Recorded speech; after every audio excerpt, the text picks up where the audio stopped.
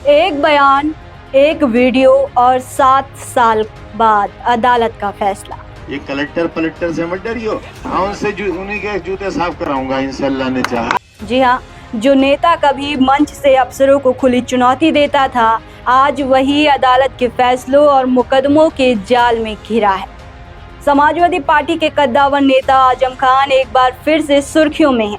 वजह बना है उनका 7 साल पुराना विवादित बयान, जिसमें उन्होंने चुनावी मंच से कथित तौर पर सरकारी अधिकारियों पर आपत्तिजनक टिप्पणी की थी। ये कलेक्टर पलेक्टर से मत डरियो, उनसे उन्हीं के जूते साफ कराऊंगा इंशाल्लाह ने चाहा। अब रामपुर की एमपी एमएलए कोर्ट ने इस मामले में उन्हें 2 साल की सजा सुनाई है। जी हाँ, नमस्कार, मैं हूँ आपके साथ इंद्रा यादव। उत्तर प्रदेश की राजनीति का वो नाम, जिसे कभी सिर्फ एक नेता नहीं बल्कि सपा का रणनीतिकार, ओजस्वी वक्ता, संगठन का मजबूत स्तंभ और पश्चिमी यूपी में बड़ा प्रभावशाली चेहरा माना जाता था। मुलायम सिंह यादव के बेहद करीबी रहे आजम खान लंबे समय तक समाजवादी राजनीति के सबसे प्रभावशाली नेताओं में गिने गए।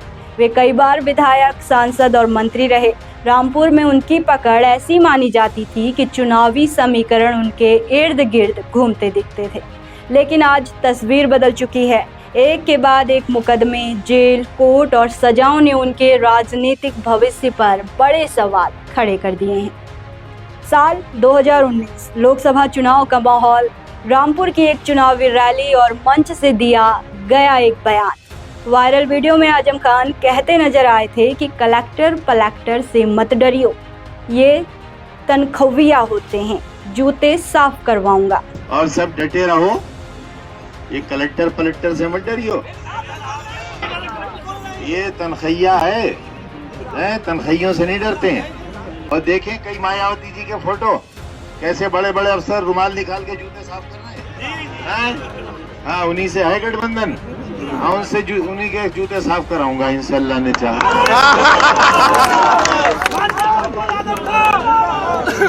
इस बयान को चुनाव आयोग और प्रशासन ने गंभीरता से ले लिया।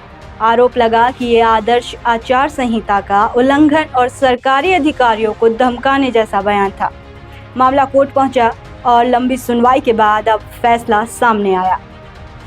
आजम खान की मुश्किलें सिर्फ एक बयान तक सीमित नहीं है। पिछले कुछ सालों में उनके खिलाफ दर्ज मामलों की लंबी सूची ने उनकी राजनीति को झकझोर दिया। सबसे चर्चित मामला रहा डुअल पैन कार्ड केस, जिसमें आजम खान और उनके बेटे अब्दुल्ला आजम पर 2 अलग-अलग पैन कार्ड रखने और कथित धोखाधड़ी का आरोप लगा।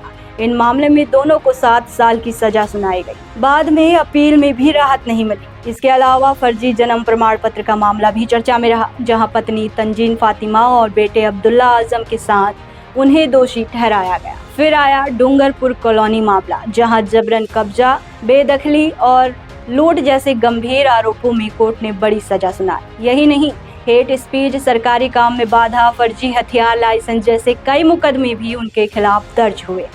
आजम खान के समर्थक कहते हैं कि ये सब राजनीतिक बदले की कार्रवाई है। उनका कहना है कि जब से उत्तर प्रदेश में सत्ता बदली है, तब से आजम खान पर एक के बाद एक मुकदमे दर्ज होते गए।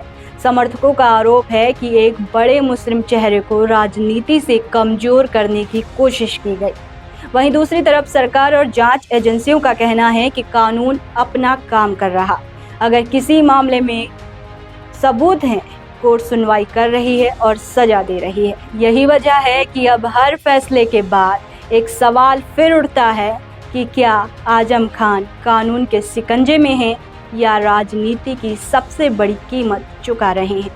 कभी रामपुर की राजनीति का सबसे बड़ा नाम रहे आजम खान का कद ऐसा था कि बिना उनके जिले की राजनीति अधूरी मानी जाती थी। मंत्री रहे, अफसरों में मजबूत पकड़ रही, प्रशासन पर प्रभाव के आरोप भी लगे, लेकिन वक्त बदला और हालात भी। जो नेता कभी हजारों की भीड़ को संबोधित करता था, आज वही अब जेल और अदालतों के बीच फंसा दिखाई दे रहा। अब सवाल ये भी उठ रहा है कि क्या चुनाव पर इसका असर पड़ेगा? क्या आजम खान की कमजोर होती पकड़ समाजवादी पार्टी को नुकसान पहुंचाएगी? रामपुर और पश्चिमी यूपी में आजम खान का असर कभी बेहद मजबूत माना जाता था। हालांकि हाल के चुनाव में सपा को मिश्रित नतीजे मिले। राजनीतिक जानकार मानते हैं कि आजम खान की गैर मौजूदगी से स्थानीय कैडर और वोट मैनेजमेंट पर असर पड़ सकता है, खासकर उन इलाकों में जहां उनका व्यक्तिगत प्रभाव रहा है। लेकिन दूसरी तरफ सपा अब अखिलेश यादव की नई राजनीति और नए चेहरे पर फोकस कर रही है। ऐसे में पार्टी पूरी तरह किसी एक नेता पर निर्भर नहीं दिखना चाहती। बहरहाल आपकी क्या राय है, हमें कमेंट में ज़रूर बताएं।